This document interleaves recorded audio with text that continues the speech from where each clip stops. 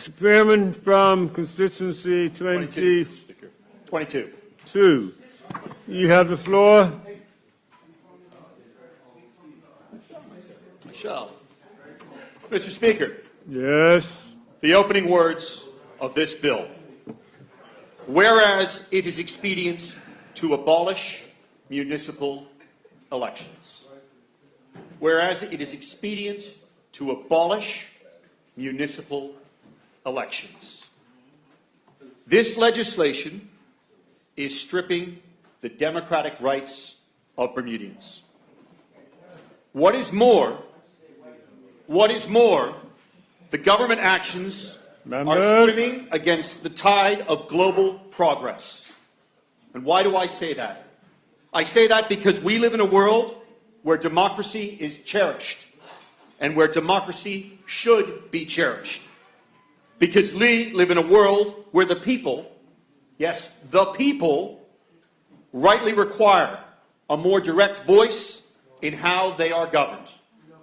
Not less, a more direct voice in how they are governed. And so I say again, this legislation is stripping the democratic rights of Bermudians.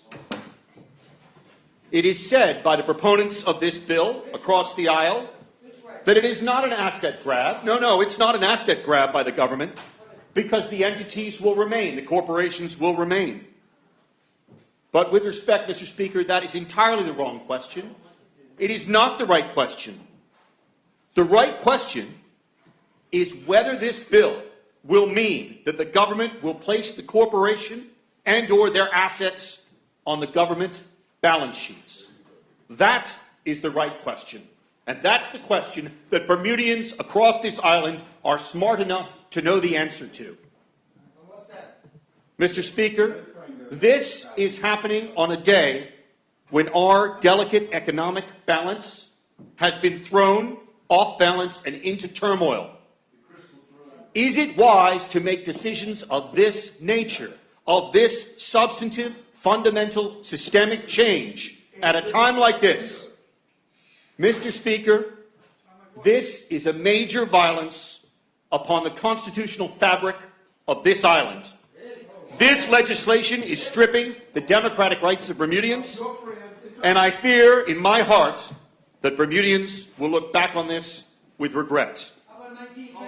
Whereas it is expedient to abolish municipal elections. Expediency indeed. Thank you, Mr. Speaker. Thank you, Mr. Pearman.